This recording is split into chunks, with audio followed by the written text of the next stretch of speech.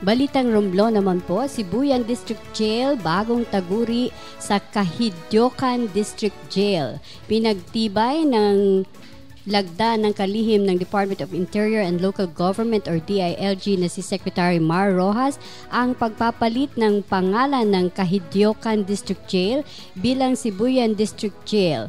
Noong nakaraang taon, isinulong ni District Jail Warden SJO3 Armando J. Mapola sa mga miyembro ng Sangguniang Bayan ng mga munisipalidad ng San Fernando, Kahidyokan at Magdiwang na magkakaroon o gagawa sila ng resolusyon na pumapabor sa pagpalit ng pangalan ng nasabing piitan dahil ang serbisyong saklaw ng naturang district jail ay para sa 3 bayan ng Sibuyan Island at hindi lamang sa bayan ng Kahidyokan. Unang tumugon sa mungkahi ang Sangguniang Bayan ng Kahidyokan, kasunod ang San Fernando. Nagpahayag rin ng suporta maging si Public Schools District Supervisor Reynold Mediasielo ng Kahidyokan Magdiwang District. Kung kaya ang nang makarating ang panukala sa tanggapan ng Bureau of Jail Management and Penology, 4B, Region 4B Director na si Superintendent Ruel S. Rivera ay agad itong inaksyonan at kanilang sinuportahan para mabilis na iparating sa National Headquarters ng kawanihan na siyang may posisyon upang paaburahan or i-approve sa DILG Secretary ang nasabing panukala.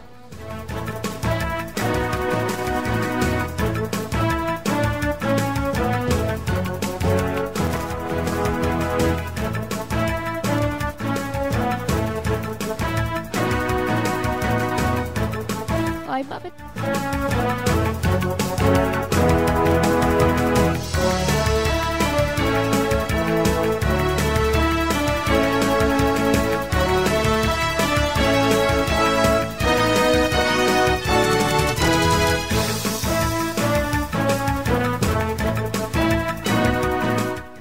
DSWD's listahan set to improve Benavista's social services.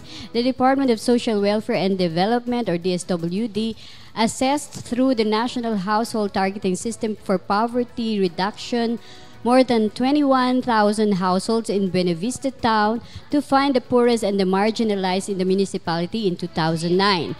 Results of NHTS PR became the basis for the identification and enrollment of 1,742 families in the Pantawid Pamilyang Pilipino Program, or 4Ps, and 109 senior citizens into the Social Pension for Indigent Senior Citizens. 4Ps beneficiaries, maximum of 3 children ages 14 years and below per household, and pregnant women, that is, get health and cash grants and other services in 5 years. While qualified senior citizens receive 500 pesos monthly stipend to augment their daily needs like medicines.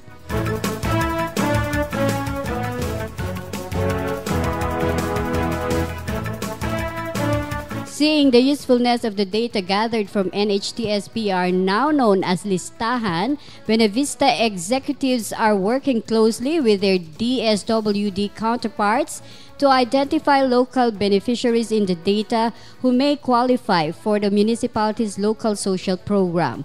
This new partnership is enunciated well in the Municipal Resolution Number 26 Series of 2014 and the town's Memorandum of Agreement on Data Sharing with DSWD Field Office Mimaropa. Data sharing is the last phase of the listahan cycle, which makes the data of poor households available to social protection stakeholders. Mayor Russell S. Madrigal was present during the special session of the Sangguniang Bayan, chaired by Vice Mayor Bert S. Fabrero, when the resolution number 26 was approved and MOA with DSWD on data sharing was signed.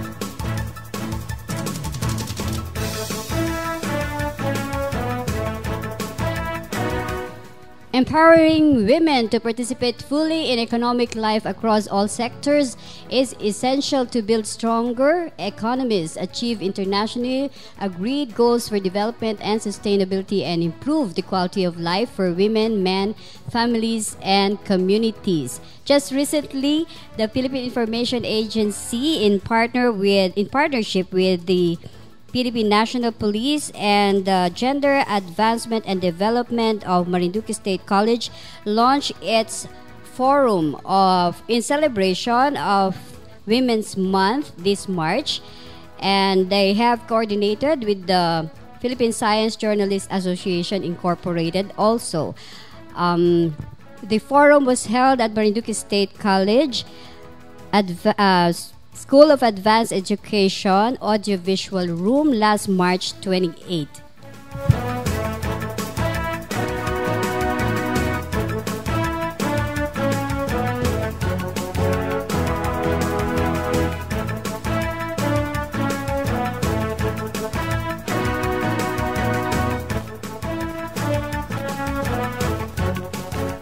Marinduque legislators to help improve legal assistance for detainees and jail condition. Detainees in the provincial jail in need of legal assistance may look forward to some relief in the future as local lawmakers promise to bring in more lawyers to look into their cases.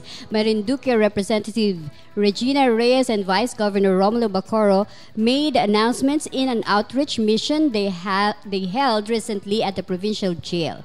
The mission was the Sangguniang Panlalawigan's response to the request of detainees suffering allegedly from drugging litigation and unsanitary environment. These issues and grievances were made known first in a Christmas forum dubbed as Paskuhan sa Celda, held in the provincial jail last year. Paskuhan is a joint project of PIA Marinduque, Philippine Science Journalists Association Incorporated, and Healthy Environment Legacy for Marinduque. These concerns include requests for a better water service or water system, medicines, and service vehicles for inmates transfer and medical emergencies. Detainees also reported in a forum about inmates with tuberculosis and congestion that possess health and security risks.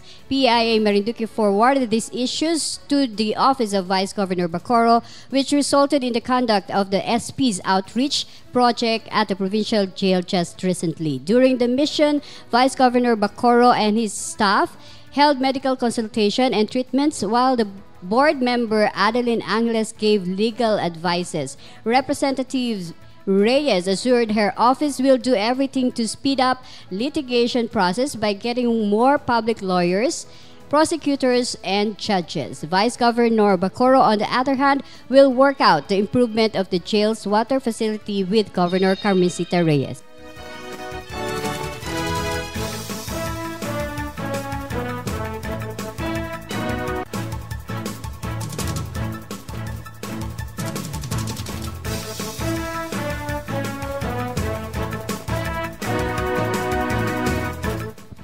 Isang bagong balita po or update para sa ating Marinduque Airport. Ang pinasimulang construction of concrete paving of runway and dito sa ating Marinduque Airport under CAAP noong November 18, 2013 na may pondo mula sa Department of Transportation and Communication na 29 million ay nagkaroon ng savings na 9.10 million na siyang gagamitin para sa 87 meters karagdagan pang concreting na sinimulan na nitong March 18. Ang Sargasso Corporation ang siyang contractor para sa 120 na araw na pagtrabaho na may halagang 2,951,216.74 ayon kay Marinduque Airport Manager Kerwin Lodit sa isang panayam ngayong araw.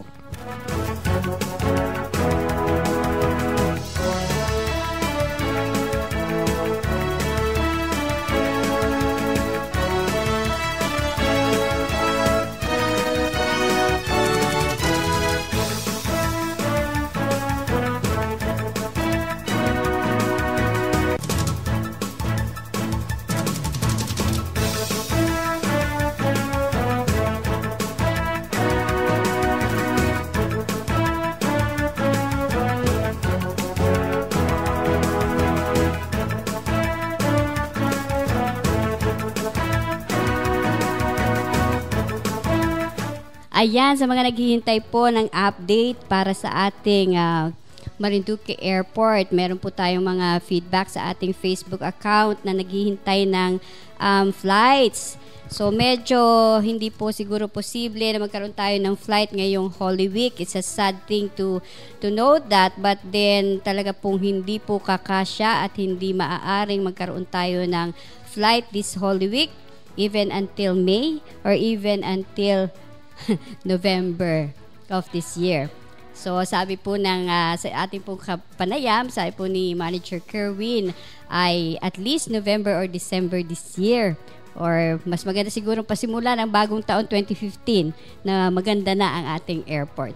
Okay, pagbati po muna sa lahat ng mga nakikinig ngayong araw dito sa ating Philippine Information Agency Mimaropa Hour. Medyo kumukulimlim na. Salamat naman po. Medyo nababawasan ng ating init this summer. Sabi nga po ni DJ Melay, the heat is on.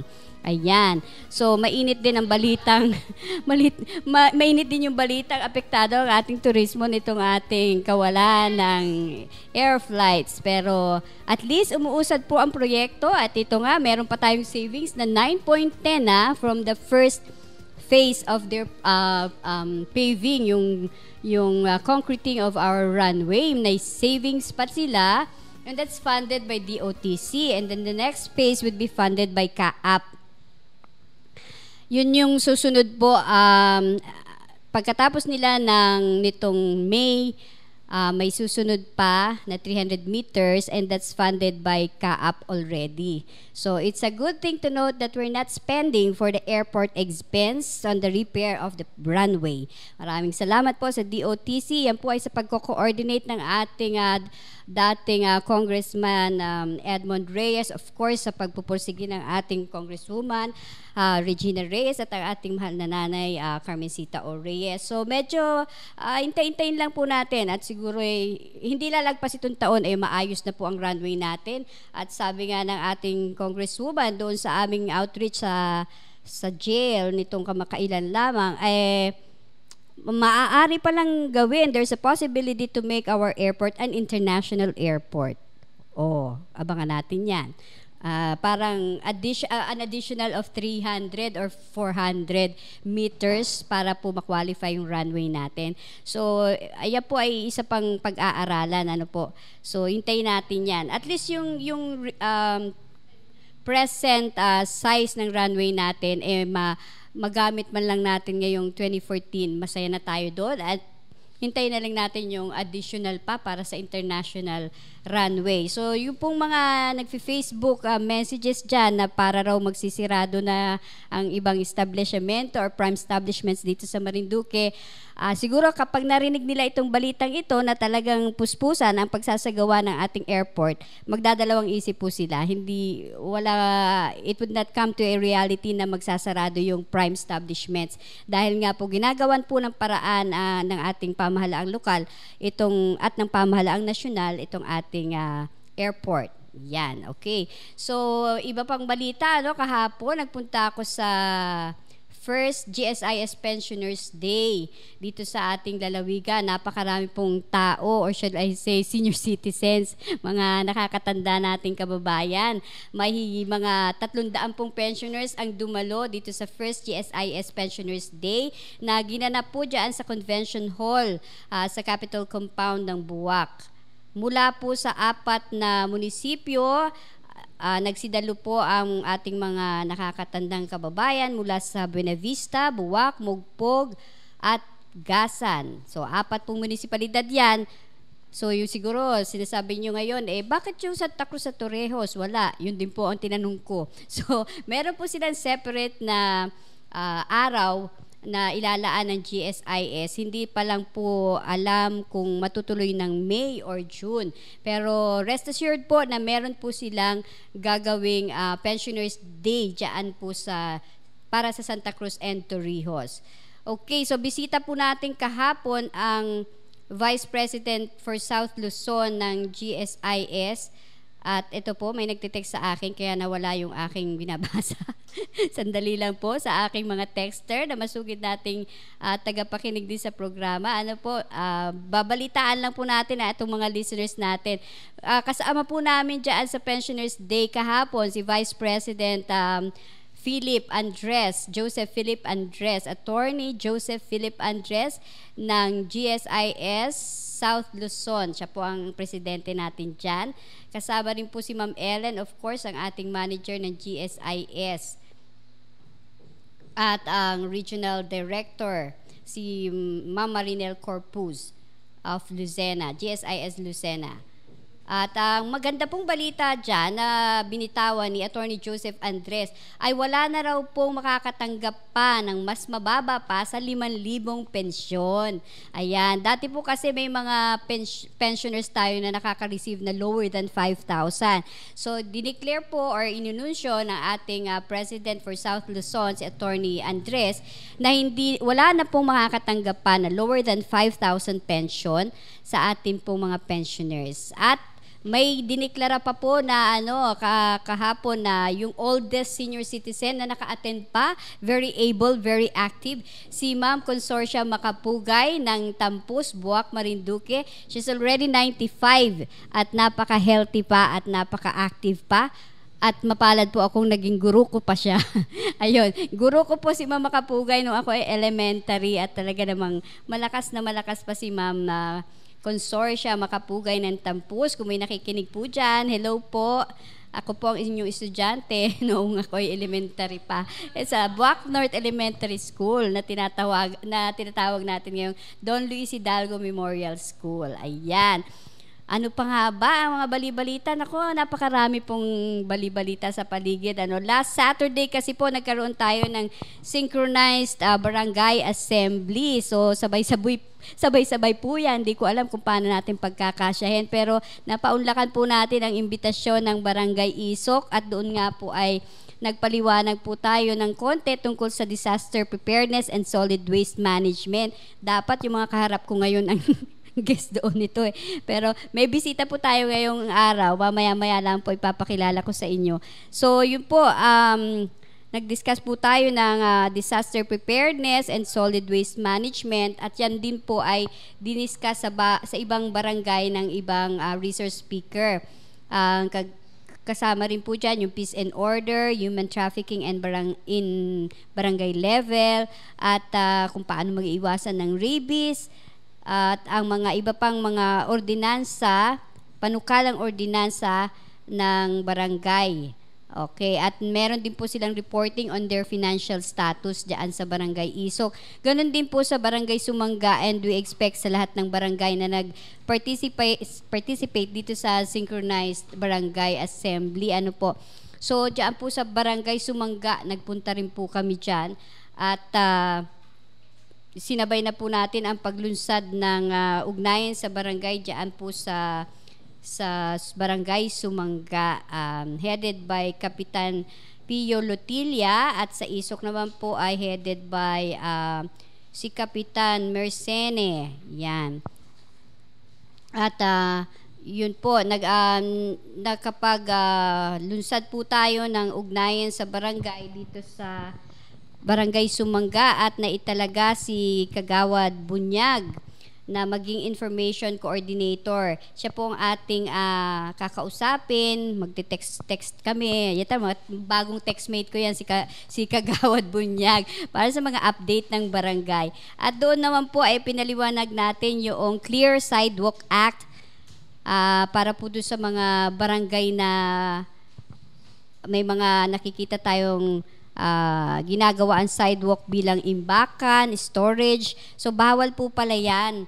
So, medyo pinaliwanag natin ng konti tungkol yung act na it was a House Bill number 1217 at ito po ay approved na noong June 2013. Nakasaad po dyan yung yung mga bawal na ilagay natin sa sidewalk at ano yung mga bawal gawin. Isa po dyan ay yung maglaba sa sidewalk, ay yung magligo. Actually, ito naman po ay dun sa mga city, Pero itong batas po ito kasi hanggang probinsya at munisipalidad. ang effect. So bawal daw po ang vending, pagtitinda ng sigarilyo, ng pagkain, ng magazines sa sidewalk. So hindi po natin tinatanggalan ng hanap buhay ang ating mga kapatid, ngunit dapat lamang pong ilagay sila sa tamang lugar ng pagtitinda. Kasama po dyan yung pag-shoe shine. Yung mga bata po dyan na nag-shoe shine sa tabing kalsada, para rin po yan sa safety nila. So lagyan po natin, kung ito ay sa barangay o sa munisipyo, lagyan po natin sila ng tamang lugar para safe sila at safe din po dun sa mga nagmamaneho. Ito, pabasahin ko lang po, doing household chores such as washing clothes, hanging clothes, and bathing. So, yung mga nagsasampay po sa tabing kalsada o sa sidewalk, sa mga railings. So, hindi lamang po ito nakaka-apekto sa safety, nakaka-apekto rin po ito sa yung bang image ng barangay, yung kalinisan at kagandahan ng isang barangay. At isa pa, ito, alam ko marami nito sa mga barangay na pinuntahan ko, nakakita ko ito. Ginagawa raw pong vehicle garage ang ating sidewalk. So, imbis na maluwag ang kalsada para sa mga nagmamaneho, mga sasakyan, nagiging one lane po kasi parking na yung other side. Noon ngang Sunday, nagpunta ako ng palengke, medyo muntik na po ako masagi ng tricycle. Kasi nga, itong dito sa ating ginagawang building sa tapat ng Solomon's Bakery, marami po dyan nakapark na tricycle. Ang sabi naman nakausap kong isang driver kasi po linggo. So, kapag Monday to Friday, minsan nag-extend ng Saturday, wala raw po dong nakapark. But since it was a Sunday, andun sila. So parang libre yung mga tricycle driver na kumuha doon ng mga pasahero. Kaya lamang po, sana po nga nagagawa natin ang paraan nito. Kasi kahit sa ibang street dito sa ating town proper, ginagawa talagang parking Even doon sa tapat ng Allied Bank, parang legal na nga ata silang doon ang kanilang ang tawag dito. Doon sila magpa-park, doon ka kukuha ng tricycle na sasakyan mo. Doon din sila magbababa. So, sana lang po sa ating mga implementors, sa ating mga tagapagplano ng traffic diyan sa ating town center. Sana malagyan po natin ng mas maayos na parking lot itong ating mga tricycles. Yung jeepneys, parang okay naman sila doon sa ilog. Yung tricycles, ang dami pong pasilyo or daming interior roads na actually, hindi interior road mismong sa sentro, doon sa may covered court, going to the Allied Bank front, hanggang doon sa may palengke, ang dami pong tricycle dyan.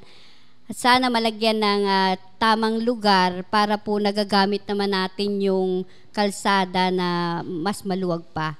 Okay, so other prohibited acts, dumping garbage doon sa mga sidewalk natin. Pangit nga po namang tingnan, at lalo na kung ikakalat pa ng mga aso. Isa pa yon, aso. Bawal pong hindi nakatali ang ating mga aso. So, setting up of basketball court or goal. Medyo dadami po yan dahil summer ngayon.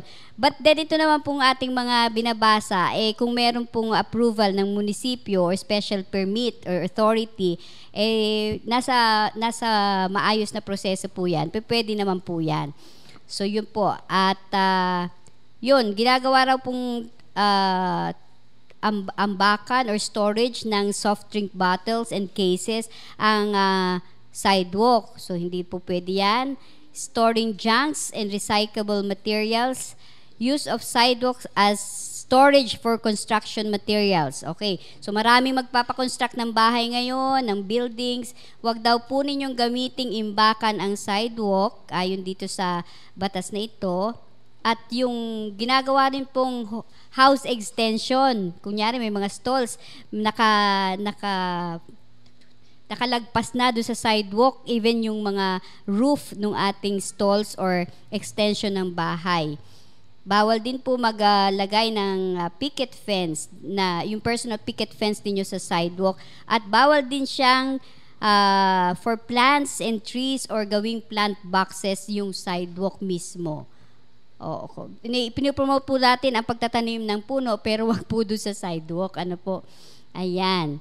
So, kung gusto po ninyong malaman ang detalye nito, meron po tayo dyan sa internet. Ito po ay yung House Bill number 1217. May penalty din po kasing involved if you commit an offense. That's 1,000 pesos at yun po ay mapapapunta sa municipal treasurer. Meron din pong imprisonment of 30 days or both, yung dalawa, 1,000 or 30 days, depende sa inyong pong opensa. At kung kayo'y nabigyan ng special permit or authority at nakakommit kayo ng isang ofensa, hindi po kaagad-agad ninyo makukuha ang permit ninyong muli or marirenew ang permit until after 12 months ng inyong conviction. So, yan po ang ating balita tungkol sa barangay. Ayan. At ano pa ba mga bali-balita? Ay, malapit na po ang Cooperative Congress. Ayan, kausap ko lamang po si Sir Eden Saher, ang ating pong head ng cooperative dito sa ating lalawigan. So we will have the Regional Cooperative Congress starting April 9 until 11 at napakarami pong participants ang ating aabangan tungkol dito. Dadalo dito sa ating Regional Congress. So mga kooperatiba po ito, so it would be a good opportunity para po sa ating mga local cooperatives dito sa ating lalawigan. At inaasahan po natin na magiging 100% ang kanilang pag-attend dito sa Regional Cooperative Congress. Isasagawa po yan dito sa ating Convention Hall, Capitol Compound. Again, April 9 to 11. At kung may katanungan po, you can contact Sir Edwin Saher dyan po sa Cooperative Office sa likod lamang po ng Capitol ng lalawigan. Another big thing, isinasagawa na po ngayon, actually, nag-umpisa na siya, yung pong Cave Guide Training and Accreditation sa Sitio Bagumbungan, Barangay San Isidro, Santa Cruz, na sinimulan po siya noong Lunes, if I'm not mistaken, yes, Lunes. So, ngayon ay Wednesday, just 2 days ago, nag-start po sila ng Cave Guide Training and Accreditation dyan po sa Bagumbungan, San Isidro, Santa Cruz. Ito po'y paghahanda para dun sa ating National Cave Congress. At malalaman po natin ang detalye niyan mamaya-maya po lamang at magbabalik po kami after some reminders.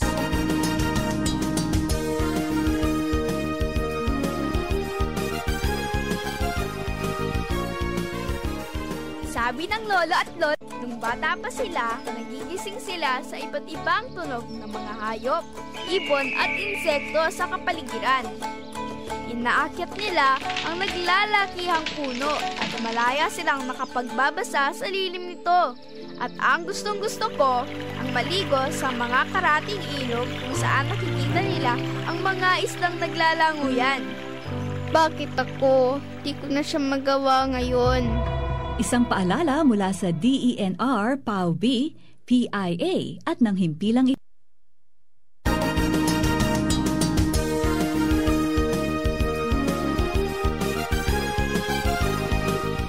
Ayan, nagbabalik po ang inyong programa, PIAB Maropa Hour, at kasama po natin ngayong umaga ang napakahalagang bisita natin at i-inform po sila tungkol dito sa ating national event. I have here with me Sir Efren de los Santos de los Reyes.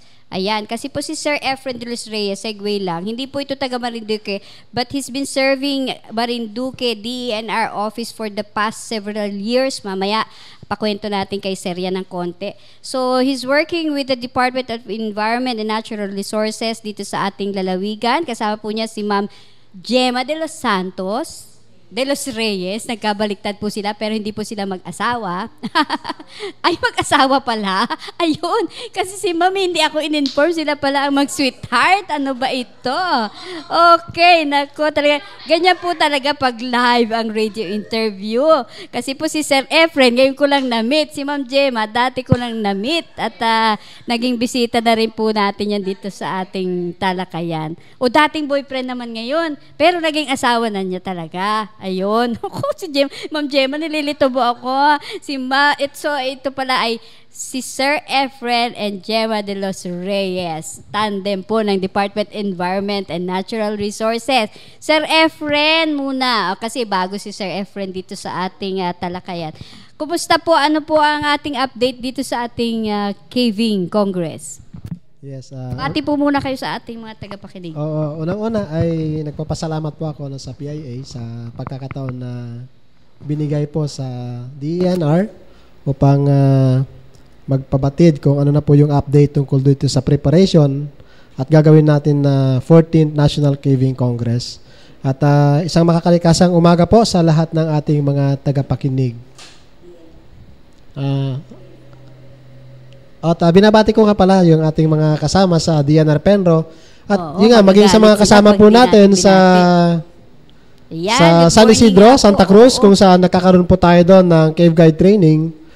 Kasama po natin dyan ang Department of Tourism, ang Gaya Exploration Club at ang provincial government ng Marinduque. Ito ay collaboration program with the Department of Environment and Natural Resources. Okay, so may mga bisita na po tayo ngayon dahil nag-start na po tayo ng cave training. Ano po? Sino po yung mga nandito ngayon sa ating lalawigan? Yes, may bisita po tayo from the Department of Tourism, si Mr. Don Gonzales. Kasama rin po natin yung president ngayon ng Gaya Exploration Club. At the same time, siya rin po yung president ngayon ng Philippine Cave Guide Association na si Mr. Mark Dia. At may mga kasama po siyang member ng Philippine Speleological Society. Nasa Bagong-Bunga po sila.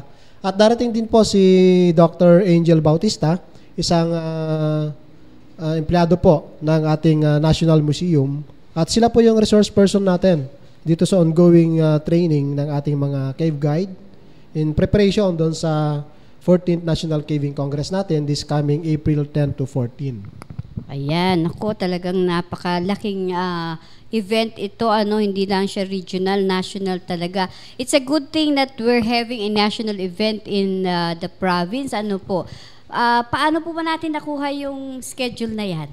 Yes, actually, 3 years ago ay binalak na po ng provincial government ng Marinduque through the Provincial Cave Assessment Team na mag-bid for this caving congress. Pero siyempre, it took time para makuha po natin yung event na ito. At yun nga, sa pamamagitan po ng Gaya Exploration Club, sa pamumuno ni Mr. Mark Dia, na presidente po nila, ay they bid for us dito sa Marinduque nga gaganapin.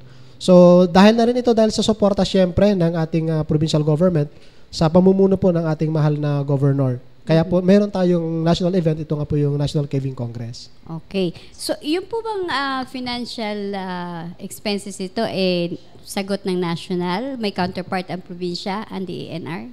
Yes, yung preparation po nito ay collaboration ito. Mayroong pondo from the national government sa pamamagitan po ng Department of Tourism, ang Department of Environment and Natural Resources.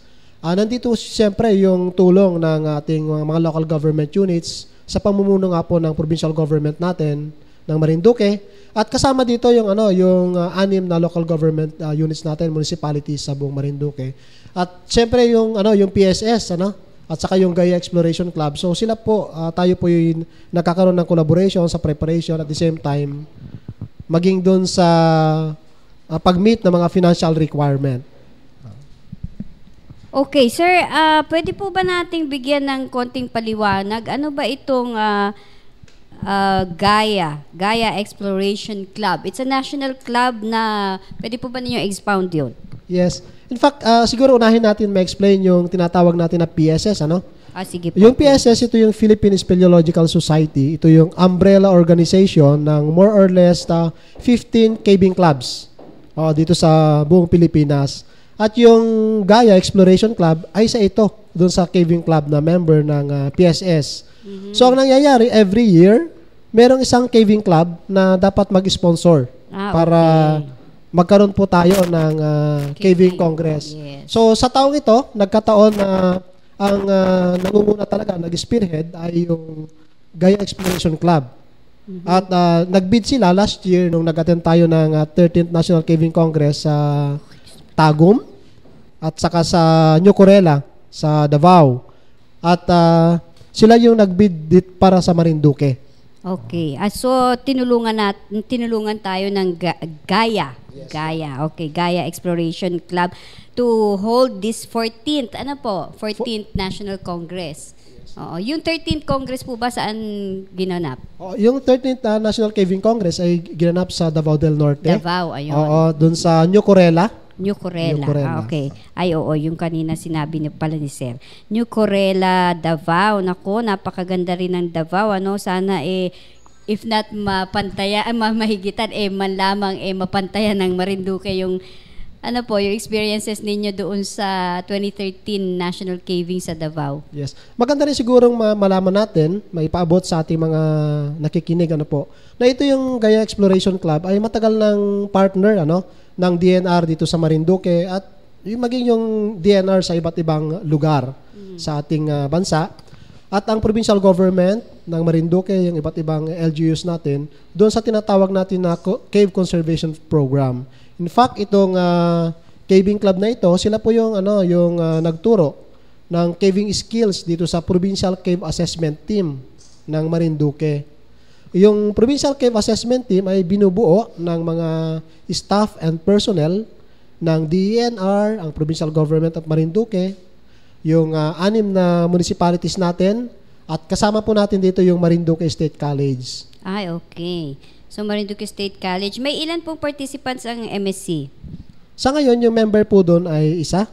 Ito po si Mrs. Doreen Mascareñas. Siya po yung nagsisilbing biologist. Kasi yung Provincial Cave Assessment Team natin ay multidisciplinary. So, meron tayong geologists dito, may mga economists po tayo, at may mga engineers. At siyempre, yung mga conservationists ang karamihan, yung mga member po dito. Ayun, kita nyo, sa ating mga nakikinig, hindi lang po ito pagpunta-punta lang, parang adventure lang na pupunta sa isang kuweba o sa 4 na kuweba, multidisciplinary, sabi nga ni Sir. At ang focus po natin ng National Congress na ito is to conserve, cave conservation, hindi yun as tourist destination, So, on how to conserve yung ating mga kuweba. Ilan po ba ang kuweba sa Marinduque? 200 plus? So far sa ngayon ay more than 200 yung reported caves natin. In fact, doon sa estimate namin, baka umaabot ito ng mga about 500. Wow. Sabi nga ng iba, kaya lang sa as of now ay 82 caves pa lang yung verified caves. Nagkaroon na ng initial assessment ng Provincial Cave Assessment Team.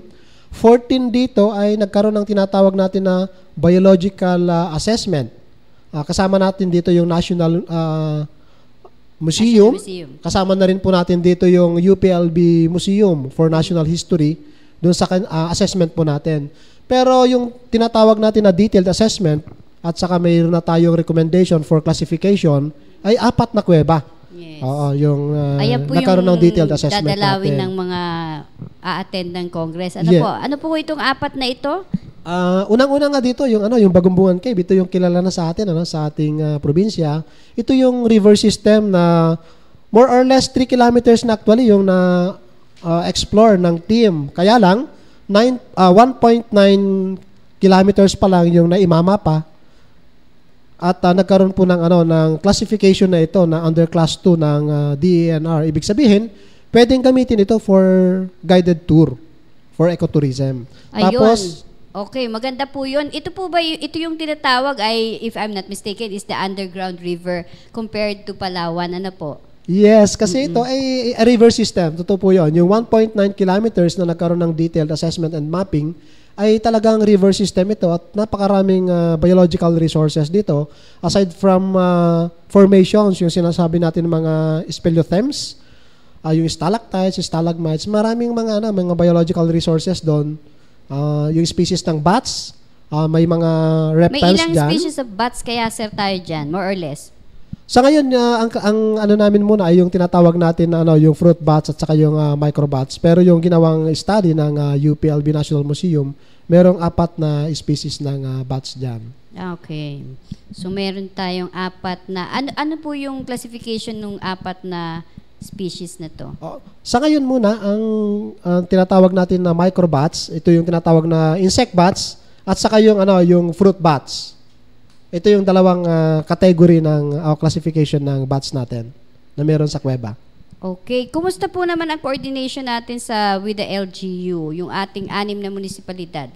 Yes, very supportive yung ating mga munisipyo dito sa ginagawa natin na cave conservation program. Well represented sila sa pamamagitan nga po ng Interim Provincial Cave Committee at saka yung Provincial Cave Assessment Team kung saan meron silang mga members dito sa bawat LGUs po natin. Ayun, naku, itong ating Bagumbungan Cave, isa pa lang to, pero what are the other 3 caves po na i-explore ng ating participants for the National Congress? Yes, meron po tayong other 3 caves dito sa Mogpog. Ito po yung Camarines Cave sa Barangay Bintakay. Meron din tayo sa Bunleo, yung tinatawag natin na Kaamon Cave, Pilapil Cave. Kaamon, Pilapil Cave, at saka yung Talaw Cave dito sa Barangay Tigyon, Gasan. So yung mga cave dito sa Buena Vista at saka yung Buwak, for the meantime ay hindi pa natin kasi pwedeng i-open for ecotourism kasi hindi pa natapos talaga yung detailed assessment at saka yung tinatawag natin na classification. Oo, ito nga pong Bagumbungan Cave medyo na-overwhelm ang ating kaparian nung nagkaroon sila ng summer picnic dyan sa Bagumbungan. Parang several years, 2 years ago pa ata yun. So, napakaganda nga daw po nitong Bagumbungan Cave. Open na po ba ito sa public? Yes, open na ito sa public. Mga a year ago na, or mahigit ng 1 taon na open ito for ecotourism. In fact, meron na tayong resolution or ordinance from the municipal government of Santa Cruz para ito ay formal na i-open for a cave tour. Ayun, naku, talaga namang sabi nga ng dating administrator ni Mayor Morales dyan, if you'll be spending 5,000 to 7,000 in other province of Mimaropa, dito 5,000 or 3,000, na kaya 3 araw ka na. Kumbaga, sulit na sulit yung stay nila. Okay. So, meron po tayong mga tagapakinig. Sabi ko nga sa iyo, kapag ang ating kababayan na i-inform ng mga ganitong developments, para silang na-excite. Na-excite sila na, meron din palang ganyan. So, ayaw patalo ng taga Lamesa. Ito, meron po tayong texter. Barangay Lamesa, Santa Cruz ay isa pong magandang view. Dami po dito pumupunta. Talagang text yung aking pagbasa, no? So, marami daw pong pumupunta. Maganda po ang view. Pwede din po itong lagyan ng zipline at kung ano-ano pa. At may cave din po kami. Ayan. Sana po mapuntahan nila ang area namin. Salamat po. Okay, thank you for texting also. At least nalaman namin, meron din dyan sa Lamesa. Sabi nga ni Sir, 200 to 500 caves. Diyos ko. ilang taong kayanin natin itong i-explore at ilang taon tayong maghihintay. Pero itong 4 na kuweba talagang, kumbaga, ito na yung prime. Ano, Sir?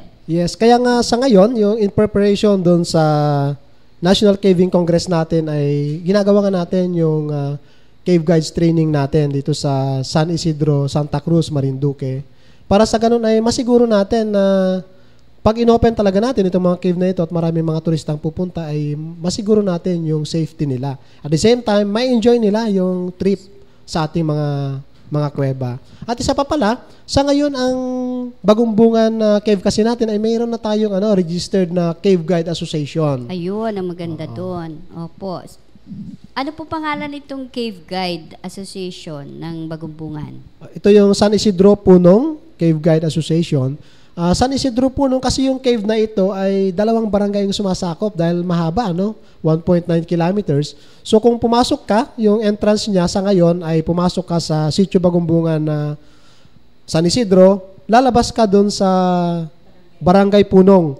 Kaya sa ngayon, ang members ng Cave Guide Association natin ay mula sa Barangay San Isidro at saka Barangay Punong. Pulong po. Barangay Punong. P-U-N. Yes. Okay. Punong ang exit. Ano po? Sir, do we have a rough estimate kung magkano ang entrance dito? Speaking of entrance, meron na ba silang ganong ginawa sa Yes. Sa ngayon nga ay may legislation na ang bayan ng Santa Cruz. So merong 2 category ng FIPO doon, Unang-una, kung ang turista po natin ay halfway lang siya, o may tinatawag kasi tayo doon na turnaround area, doon sa falls, may falls yun eh. Wow. Ay 150 pesos.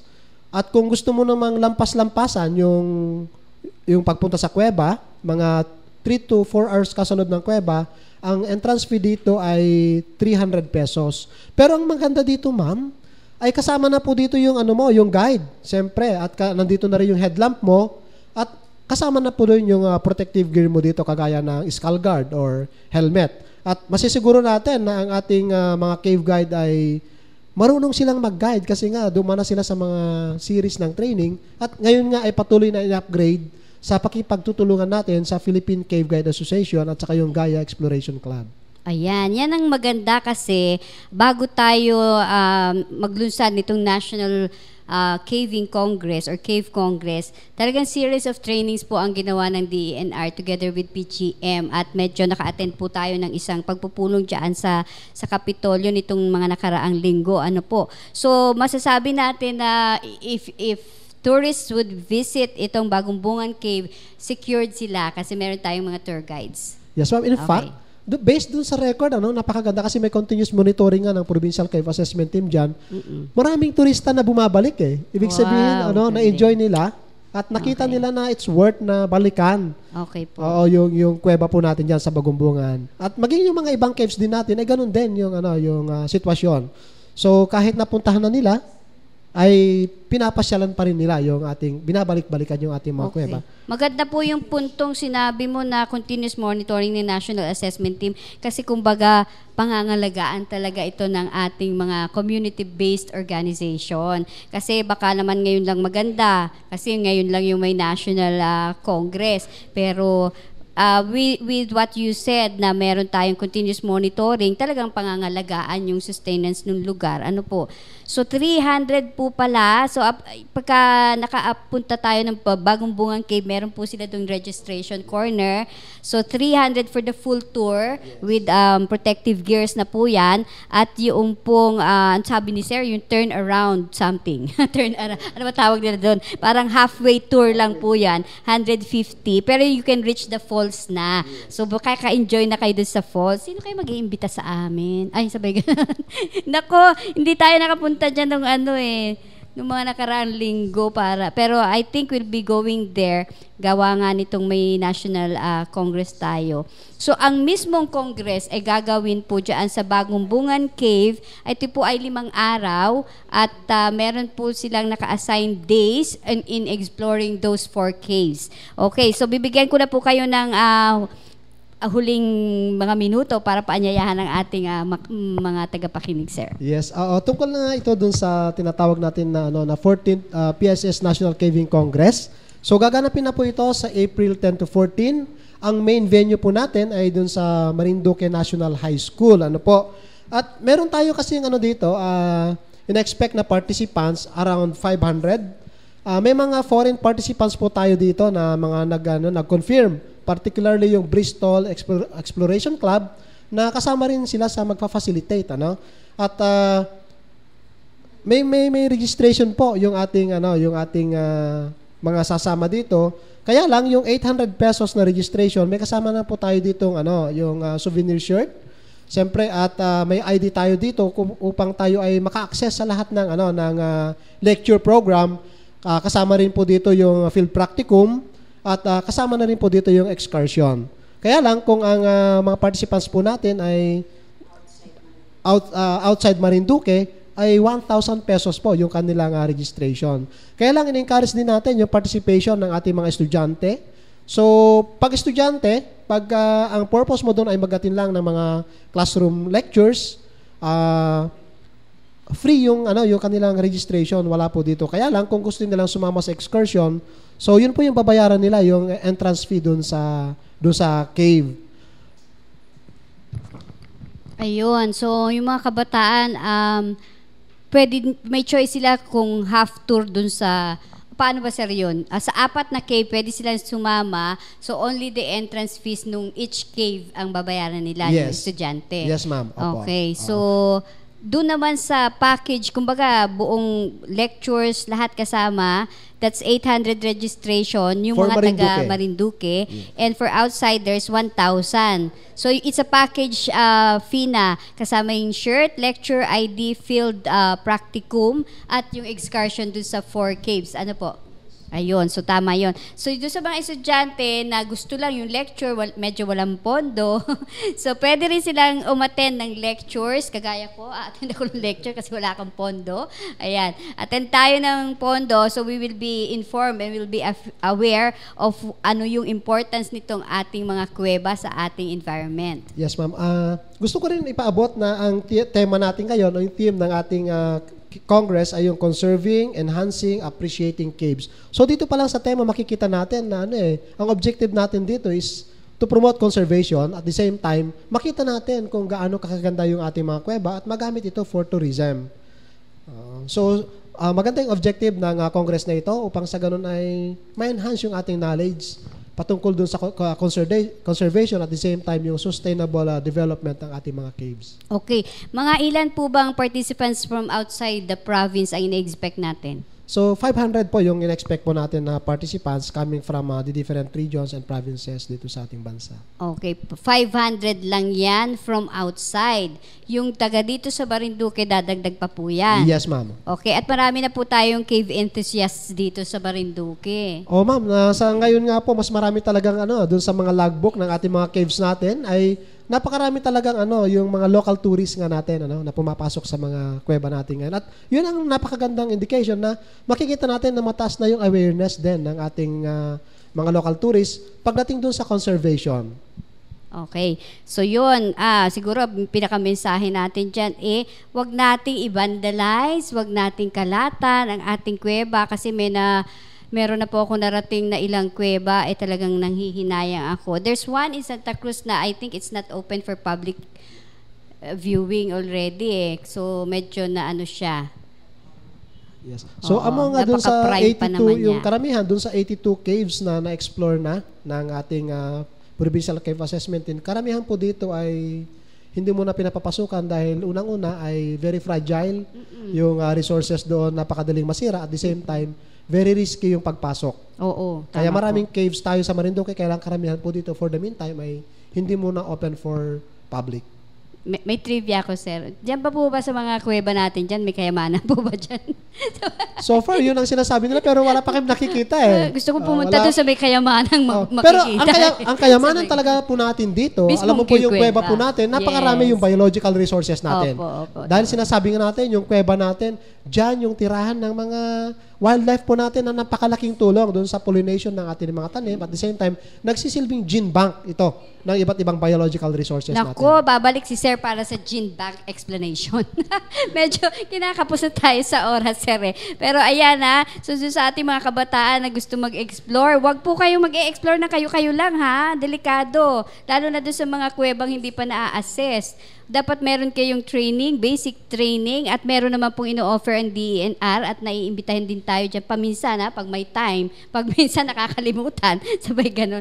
Okay, so attend po tayo niyan at libre naman po yan para doon sa mga nais matuto kung ano yung ating mga trainings, mga tungkol sa kuweba natin at sa mga pagpoprotekta at pagko-conserve ng ating mga caves dito sa ating lalawigan. Dahil nga po ang tema ng ating 14th PSS National Congress ay Caving National Congress ay Conserving and Enhancing Our Caves. At yun lang, appreciating, okay, sabi ni Ma'am Gemma, conserving, enhancing, and appreciating our caves. At ang venue po pala niya ng lectures and all ay sa Marinduque National High School. That would start on April 9 until 11. At yung excursion, siguro sa mga latter part, or 14.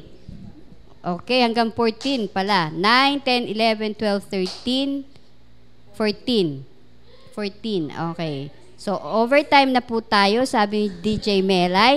So, April 9 to 14, kaya medyo nagko-confuse tayo. Kasi po, okay, verification, April 10 to 14, medyo nag-change po kasi tayo ng schedule. At kahit na-change na po yan, overlap pa rin po yan sa Regional Cooperative Congress na gagawin nga po sa April 9 to 11 as I have announced earlier.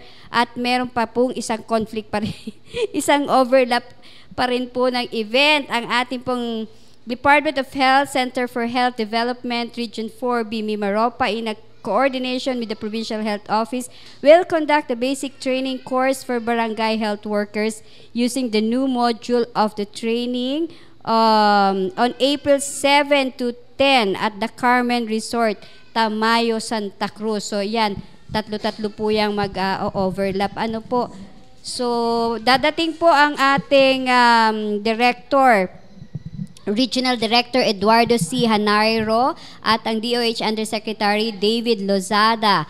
At magkakaroon po tayo ng BHW Convention sa April 11 sa Santa Cruz Gymnasium, Poblacion, Santa Cruz, matapos po yung kanilang basic training course for BHW. Ay susundan ng April 11 BHW Convention at dyan nga po dadating ating DOH Regional Director Hanairo at si DOH Undersecretary David Lozada. So kumusta po sa mga taga DOH, ang ating partner agency dito sa PIA at ang Provincial Health Office, sina Dr. Caballes at si Ma'am Marie Hidalgo.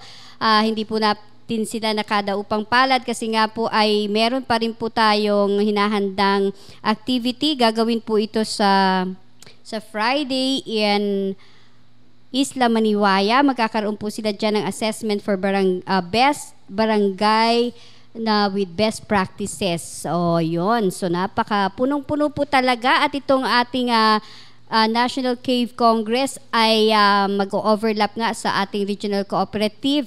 At I understand ang mga participants natin ito, we're expecting 500 or more, ay mag-e-extend sa ating Holy Week celebration or Holy Week Lenten rites. At napakaganda pong opportunity ito para ma-promote ang ating lalawigan, ang turismo dito sa ating isla ng Marinduque. So with that, sana po wala akong nakalimutan.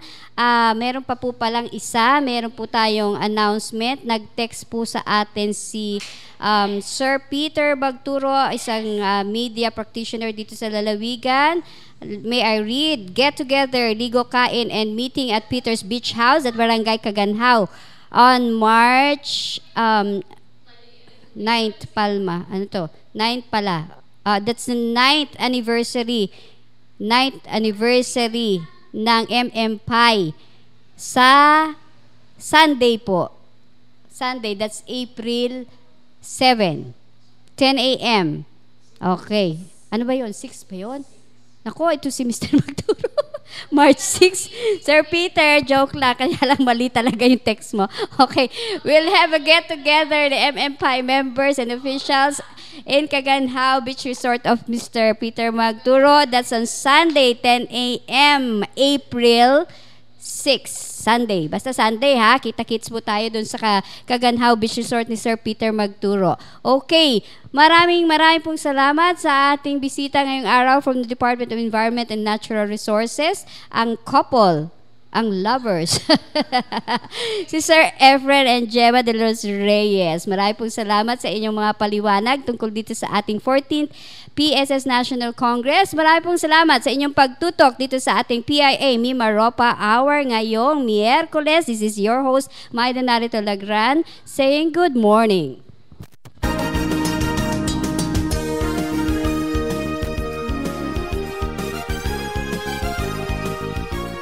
Sumainyo ang isang oras na ugnayan at balitan ng Mimaropa Hour. Salamat sa inyong pakikinig. Hanggang sa muli. Mimaropa Hour! Manila Broadcasting Company.